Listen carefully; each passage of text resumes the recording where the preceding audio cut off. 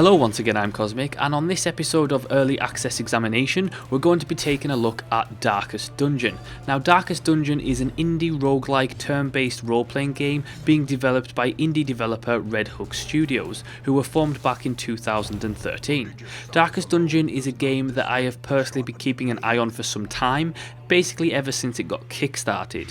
Not only did the visually striking 2D art style appeal to me, but as soon as someone says turn-based RPG roguelike, that has my eyebrows reaching for the sky. So the story of the game is essentially that you are an inheritor to an estate, and after receiving a letter from a relative claiming that he had basically discovered the secrets of the estate and found dungeons, and that basically he went on an expedition in those dungeons and unleashed foul creatures from the depths, you travel to the Hamlet, hiring adventurers to do all the heavy lifting for you to reclaim the estate and destroy the evil that now resides there. The game is about essentially exploring the mental turmoils of adventuring, a concept which I really love. After all, if you personally saw a group of skeleton warriors coming at you in a dark room, you wouldn't exactly be able to brush that off your shoulder anytime soon. So before we get into the combat, I want to talk about the classes of the game. Due to the game being a roguelike and having permadeath, if one of your adventurers falls in battles, they are dead for good. However, all is not lost. Many new recruits come seeking glory, or indeed a simple paycheck. You can replenish your ranks by enlisting new recruits that come into the caravan, into the hamlet every so often. Now essentially there are many different classes available. Some are just fantastic, like the Jester or the Crusader. Each class is varied in their abilities, and some can often fill two or more roles, such as a damage dealing healer. My personal favourite is the Leper. My first Leper was called Godfroy. The Leper is a melee focused class that is dressed like the Leper King Baldwin from the 2005 Ridley Scott film Kingdom of Heaven, a reference which I personally thoroughly appreciated. Each of your characters basically gets a random generated name, stats, and their starting selection of abilities are mixed up each time. Characters in Darkest Dungeon are as human as the rest of us, meaning that while they do have good qualities, they also have very real flaws. In the game, this comes in the form of traits that have basically a positive or negative effect on characters' stats. Some traits, for example, if the character has a phobia of some description, will have environmental triggers. Your characters will also gain new traits as they adventure more. For example, should a skeleton warrior land a nasty critical strike on your Crusader, perhaps he will remember that and become fearful of that particular enemy type. Or perhaps your occultist has had one too many bad experiences in the dungeon known as the Ruins, and essentially he will pick up a trait that he will become more stressed and fearful when he enters that particular dungeon. Traits are really fantastic. Not only do they force you to really think tactically in your choice of squad before entering the dungeon, but they can have game-changing consequences that may require you to change your tactics entirely. Negative traits can be removed from a character in the sanatorium, but it will be at a heavy price, and it's often best to leave the lesser traits alone and basically let them go unchecked, so that when a big hitter appears on your character, you can deal with it effectively. Now, like I mentioned, the game is all about the psychological stresses of delving into dungeons and battling terrifying creatures. This manifests itself into an interesting and fun mechanic known as the affliction system. Each character has a stress bar. As your adventurers travel through a dungeon, depending on what events they encounter, they will either gain or have a decrease in stress points. There are many factors in the game that contribute to the cause of a character's stress. Things like reduced lighting, critical hits, getting affected by a status such as bleed or poison, and more. Characters' stress levels respond virtually to every occurrence in the dungeon, both positive and negative. Coming across a rotting corpse may unnerve one or may fuel another's determination. It can go either way. Characters will also regularly speak during a dungeon, and what they say may affect the other's stress. So like, for example, if one says there's just no hope in this fight, that might increase the other party member's stress levels. Once a character's stress reaches 100, their resolve will be tested. More often than not, this will result essentially the character becoming afflicted with a psychological condition. An example of this was my Hellion, who is a female barbarian badass whose resolve essentially broke in mid-battle and she became abusive to my other characters. She would go along the dungeon shouting, "You can carry my pack because I can't be bothered," and other things, and each time she did that, it was adding to the stress of the other members. Sometimes, however, characters can become courageous during times of crisis, and instead of receiving a negative effect, they receive a positive one, which is often a lifesaver, particularly when my Crusader saved the entire group single-handedly after becoming courageous. He just won the battle, flat out. Afflictions have serious consequences both in and out of battle. Should your characters be afflicted with something like fear, they may not want to fight and just pass their turns in the middle of battle, or they can even take control for themselves. Having your characters reach this point will not only affect them in battle, but once the dungeon is over, they will develop traits and baggage, and that will be based on their experiences, and they will carry that for some time. Let's move on to the combat, which is in my opinion brilliant. Darkest Dungeon uses a turn-based system that employs a specific focus on positioning. Battles similar to Exploration occurs in 2D form, which has your team on the left and the enemies on the right. You will be adventuring with 4 characters at any one time unless one dies in the middle of a dungeon. Thus there are 4 positions available on your team's side. The enemy will also have a maximum of 4 spaces available, though larger and tougher enemies may take up more than one space.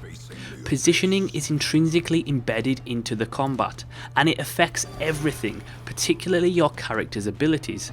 Abilities have essentially preferred positions in which that specific ability can only be used. This means that you must not only think carefully about how you position your squad, but it's also about who you take with you. Taking 4 characters that have all abilities that require the back 2 positions will leave the front 2 characters with nothing to do and utterly useless. They will just be sitting targets.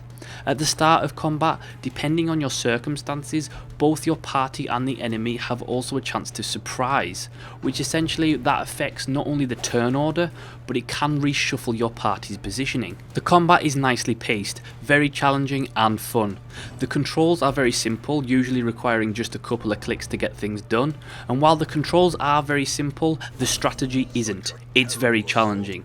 The flow of battle can instantly turn in a second with an enemy getting a big critical hit that not only does serious health damage, but the party will suffer large stress damage too. There is a great mix of abilities with the classes.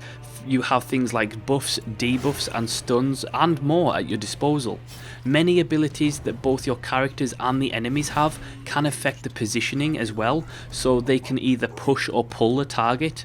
This can cause serious chaos to not only the battle but your battle plan, so you can end up having your frontline melee character pushed right to the back, leaving them useless in the fight, meaning that you will have to spend your turns getting them back to the front. Should one of your characters lose all their health, they enter a state called Death's Door, which means they can continue to fight and be healed to pull them out of the state, but should an enemy land a successful attack on them during this state, it rolls a chance for that blow to become the death blow, ending them permanently. The enemy variety is also pretty good. Each dungeon has different enemies depending on its location in the estate. Overall, the combat has plenty of depth and challenge to it, and it sometimes can be really punishing. Boss battles particularly are very punishing as they tend to introduce new mechanics into the fray. I'm looking at you, Withered Hag. God, I hate you. Now, the dungeons that you'll be fighting in work from rooms. You move from room to room via a hallway which will have traps, battles, loot and more. The rooms themselves sometimes contains treasure or battles. Travel works in the form of 2D side-scrolling, and you select which room you want to head to on the map at the bottom right hand corner of the screen. Exploring the different dungeons is pretty fun. When you come across something, you can, like a bookshelf for example, you can loot it and you may get valuables and trinkets to equip your characters with, or you may get something that adversely affects your stats or stress level. It's all up to chance. The game also has a light mechanic, so that when you enter a dungeon you will need torches to keep replenishing the light. The lower level of lighting that there is, the more your characters will get stressed and the harder the combat will be. Lighting also affects the chance of scouting, which basically is something that occurs upon entering a room sometimes, and that will show you what's ahead in the map. Scouting is particularly useful when it does happen, as it detects traps in the hallways, so that you will have a chance to disarm them when you approach. There are several types of quests currently in the game. Some are to explore 100% of the dungeon, others may have a specific task to complete. It just depends. Dungeons also vary in length and difficulty. Any dungeon above short length will require your party to camp in the dungeon at some point, which is a way to heal and decrease the stress level.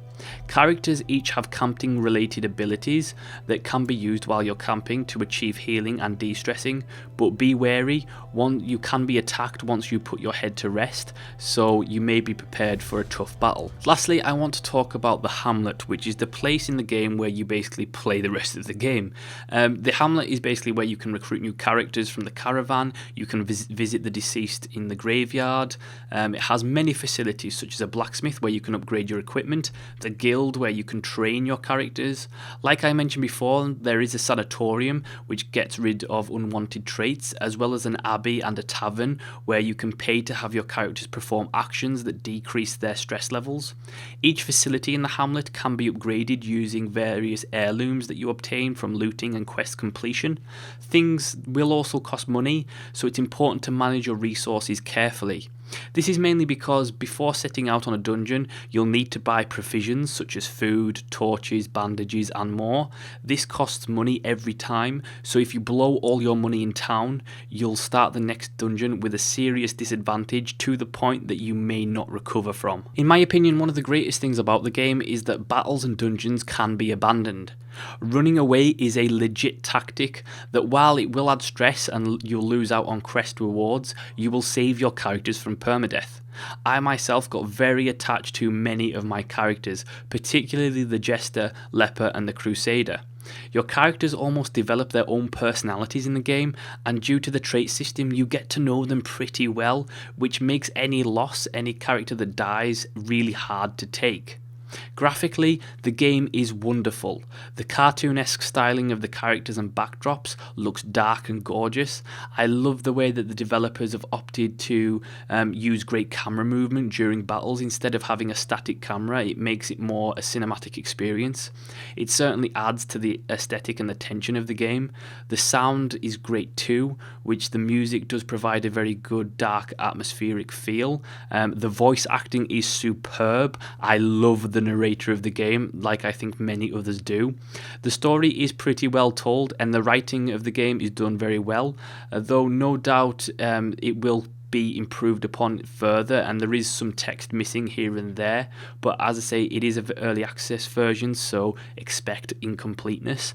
Now, the actual game doesn't have an ending in the early access version yet. The developers have said that there will be an ending to the story come full launch. However, you can just continue and continue and continue in the early access version. Now, as always, it kind of goes without saying at this point that due to it being an early access game, there is bugs in the game, but I actually have encountered very, very few.